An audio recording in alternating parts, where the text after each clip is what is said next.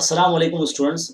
अब हम इंग्लिश में टीनेजर्स प्रेयर आपने नज़म तो पढ़ ली है, लेकिन अब उसके कुछ सवालात हैं, उसके वर्कशॉप हैं और कुछ चीज़ें हैं, एक्टिविटीज़ हैं। अब वो हम हल करेंगे इस वीडियो में। तो इस वीडियो को शुरू से आखिर तक देखते रहिए।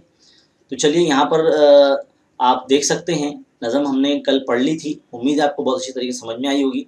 तो यहाँ पर सवाल क्या पूछा गया साइड में कि what is the age group of the speaker in the poem.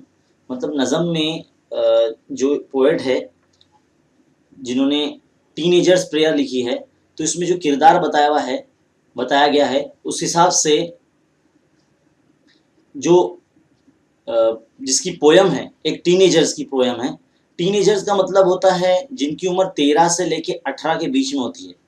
तो 13 से लेके 18 ईयर्स के बीच में जो नौजवान होते हैं उन्हें टीनेजर कहते हैं। इसलिए जब हम पढ़ा रहे थे आपको तो हमने नौजवान कहा था। What decision does the speaker have to take? मतलब शायर को क्या फैसले करने होते हैं, यही की to find the right path of the life that leads to great success. तो ये फैसले जो हम आपको बोल रहे हैं ये जवाबात है, आपको इस वीडियो को रुकाते हुए लिखना है। What does each new day fetch? यानी हर दिन नया दिन क्या लाता है।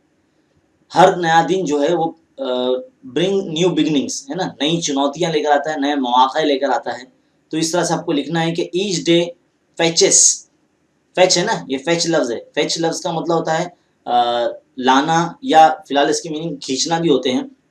Each day new beginning, and new beginning come with the challenges to do the new thing, and challenge to do the new thing. इस तरह से इसका आंसर लिखना है। फिर इसके बाद अगला सवाल क्या बोला गया, how should one react to temptation, यानी ख्वाहिशात और लालच पे किस तरह का रवैया या किस तरह का रिएक्शन होना चाहिए। तो इसका जवाब कुछ इस तरह से होना चाहिए कि one should keep away from the temptation and keep himself clean and physically strong. अगला सवाल है, what affect does the speaker wish to see in himself at the end of his teens. मतलब जो स्पीकर है वो क्या चाहता है खुद से कि जब उसके नौखेज़ उम्र जब ख़त्म हो जाएगी, यानी जो इसके टीनेजर्स या जब ख़त्म हो जाएंगे तो वो क्या असर देखना चाहता है। Speaker wishes to live happily with great success and good deeds. अगला सवाल है, in what condition does the poet wish to maintain his body. मतलब कौन से हालात में जो शायर है अपने जिस्म को मेंटेन रखना चाहता है, उसका ध्यान रखना चाहता है, ख्याल रखना चाहता है। Poet wish to maintain his body clean and remain physically fit to accept the challenges of life. मतलब जब जिंदगी के मौके या मुकाबला जाती दौर में अपने आप को वो तैयार रखना चाहता है।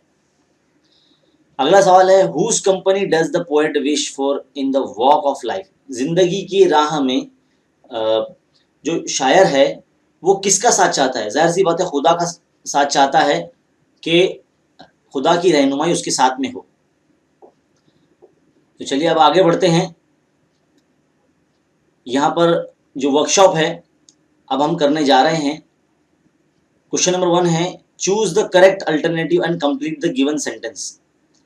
अकॉर्डिंग टू द पोएट, शायर के मुताबिक, dash are brought by each new day. हर दिन क्या था, न्यू बिगिनिंग होती है, तो इसलिए न्यू बिगिनिंग इसका आंसर है। अगला सवाल, we must decide to take the road which leads to great success, है ना।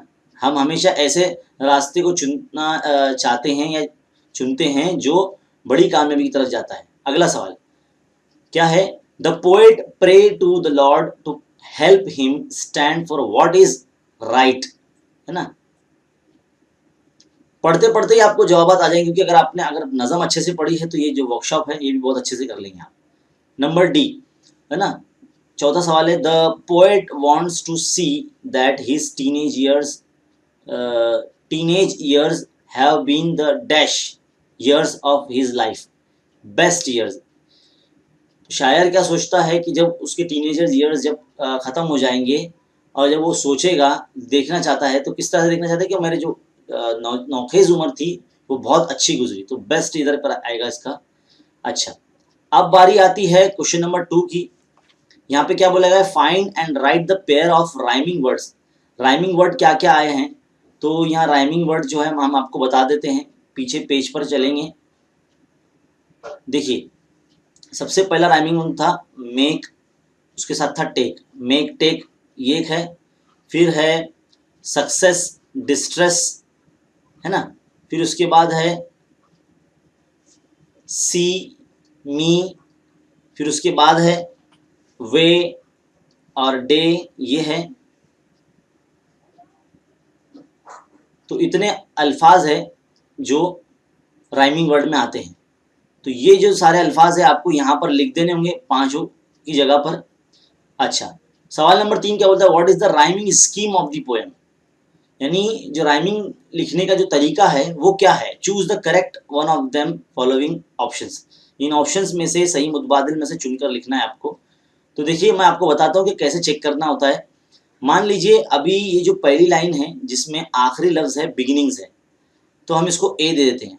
अगर यही बिगिनिंग्स से जुड़ा हुआ आवाज़ सेम अगर होती अगली लाइन में तो वहाँ पर भी ए आता। तो फिलहाल यहाँ पर क्या है, मेक है, तो बिगिनिंग्स और मेक की आवाज़ थोड़ी सी अलग होती है, तो ये लाइन बी हो जाएगी, है ना। बिगिनिंग्स मेक्स चूज टेक, देखो बी और बी, टेक मेक ये राइमिंग वर्ड है, तो बी और बी हो जाएगा और ये सी हो जाएगा, है ना। तो ए बी सी बी यहाँ पर इस तरह से हम देख सकते हैं। तो ऐसे चेक करते हैं किसी भी पोएम का राइमिंग स्कीम। तो ए बी सी बी यानी ऑप्शन 3 जो है आपका वो सही ऑप्शन है। चलिए यहाँ पर पॉइंट नंबर 4 है, सवाल नंबर 4 क्या बोला गया, match the line in column A with the figure of speech in column B.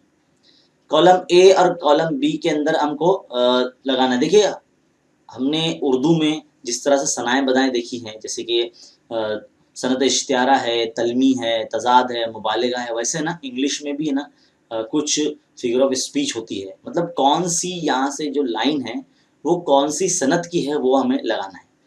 तो यहाँ पर क्या बोलेगा, डिसीजन आई मस्ट मेक। तो देखिए जो पहले का जो आंसर है वो है ऑप्शन बी, तो बी इसका आंसर आपको लगाना होगा। Please open up my eyes dear Lord, ऐ मेरे खुदा मेरी आंखें खोल दो। तो ये जो इसके लिए जो फिगर ऑफ स्पीच है वो है एपोस्ट्रोफी, यानी ए ऑप्शन है एपोस्ट्रोफी। ऐसे एपोस्ट्रोफी का मतलब होता है मतलब बेजान चीज को जानदार बताना।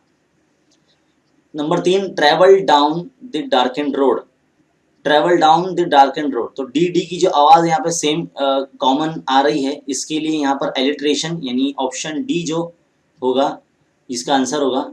और जाहिर सी बात है जो चौथा बच रहा है वो ऑप्शन सी इसका होगा। वैसे मेटाफर को सनत इस्तियारा कहते हैं, मेटाफर।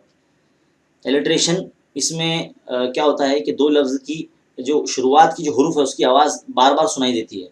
देखिए यहाँ पर लिखा है एलिट्रेशन की तारीफ, alliteration is the occurrence of the same sound at the beginning of word in a phrase, sentence etcetera. यानी किसी भी जुमले में, किसी भी मुहावरे में अगर दो ऐसे लफ्ज़ हो जिसके पहले लेटर या हुरूफ उसकी आवाज़ सेम हो, जैसे कि that life is life it's very best, है ना। तो इस तरह से जितने भी एलिट्रेशन की लाइन है वो आप पोएम से निकाल के लिख सकते हैं। देखिए फिलहाल ये एक्टिविटी है, इंटरव्यू क्वेश्चन है, तो ये फिलहाल अभी हम नहीं करेंगे।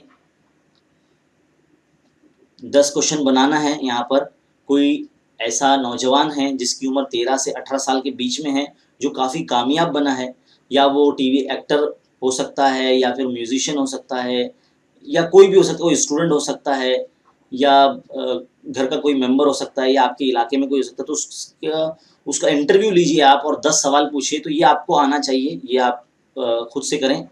फिर अब बारी आती है एप्रिसिएशन की। बहुत से बच्चों ने कमेंट किया है हमारे चैनल पर कि सर एप्रिसिएशन बिल्कुल कराइए, तो बिल्कुल हम आपको एप्रिसिएशन कराएंगे। तो देखिए एप्रिसिएशन के लिए टेबल यहाँ बनाया गया है। हर नज़म के लिए कुल मिला के 8 नज़म है इंग्लिश में, तो हर नज़म के लिए आपको एप्रिसिएशन की तैयारी करनी है। तो सबसे पहला ऑप्शन है यहाँ पर टाइटल। तो टाइटल क्या है यहाँ नज़म का, अ टीनेजर्स प्रेयर, है ना, टीनेजर्स, इस तरह से आपको लिखना है, अ टीनेजर्स प्रेयर। पोएट कौन है, जे मॉर्स, इस तरह से आपको लिखना है। राइमिंग स्कीम हमने आपको क्या बताया, ABCD बताया है ना। फिर उसके बाद क्या है, फेवरेट लाइन। अब फेवरेट लाइन आपकी कोई भी हो सकती है, तो आप कोई भी लिख दीजिए। तो हम यहाँ मेरे हिसाब से मेरी फेवरेट लाइन जो है वो यहाँ पर, please open up my eyes, please open up my eyes dear lord, that I might clearly see है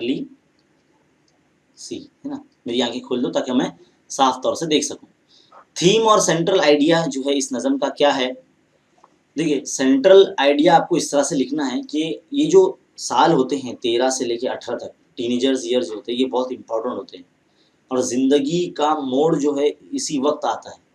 तो इस वक्त सही रहनुमाई की ज़रूरत होती है और शायर ने हमारी तवज्जो बहुत अच्छी इस पे मबदूल कराई है, क्योंकि हम जो पढ़ने वाले बच्चे हैं 10वीं जमात के, ये सब जो है टीनेजर्स हैं और यही वक्त है कि हमें खुदा से इबादत करते हुए अपनी रहनुमाई मांगना चाहिए अल्लाह से। तो इस तरह से हमको यहाँ लिखना होगा, आपको इस तरह से लिखना है कि the teenage year is very important stage of a person's life, because this age decide his path of life, any future life, his success and his decisions are depend on this stage। यानी उसका जो कामयाबी है और उसके जो फैसले हैं वो इसी वक्त पर निर्भर होते हैं। तो ये जो हमने कहा है इसको ध्यान से आप इस वीडियो को रुकाते हुए लिखिए, है ना, क्योंकि ये जगह जो है थोड़ी सी छोटी है और यहाँ पर ये चीज़ लिखा नहीं जाएगा। अच्छा, अब फिगर ऑफ स्पीच क्या बोला गया है, नॉर्मली यहाँ पर फिगर ऑफ स्पीच क्या है, एलिट्रेशन इस्तेमाल की गई है। एलिट्रेशन के अलावा क्या है, इन्वर्जन है, वो बॉक्स में जो हमने पढ़ा है ना, बिल्कुल इन्वर्जन है। फिर उसके बाद है मेटाफर है ना, एपोस्ट्रोफी, तो ये तमाम आपको यहाँ पर लिखना है। अच्छा, अब इसके बाद क्या बोला, special feature, type of the poem, language, style, tone, implied meaning, etcetera etcetera. Special feature क्या है इस पोएम का, तो स्पेशल फीचर हम यही बोलेंगे, दिस इज अ प्रेयर, एक ये दुआ है। The child use the apostrophe on connect the God directly, मतलब दुआ एक ऐसा है कि भाई जिसमें बंदा जो है वो खुदा से जुड़ जाता है। तो ये एक स्पेशल फीचर ही है पोएम का। और यहाँ पर आखिरी पॉइंट है कि why I like this poem, मुझे ये पोएम क्यों पसंद है। I like this poem because it is easy to understand, समझने में काफ़ी आसान है, and represent dilemma of the life of teenager, मतलब ये नज़म समझने में इतनी आसान है और ये बताती है कि किस तरह से एक नौजवान जो है, एक टीनेजर जो है, अपनी रहनुमाई के लिए खुदा से किस तरह से मदद मांग रहा है। तो ये आपको यहाँ पर लिखना है, I like this poem because it is very easy to understand and represent the dilemma of the teenager, मतलब ये जो लड़कपन या नौजवान जो है उसके हालत हाजरा के बारे में बताता है। तो चलिए आगे बढ़ते हैं।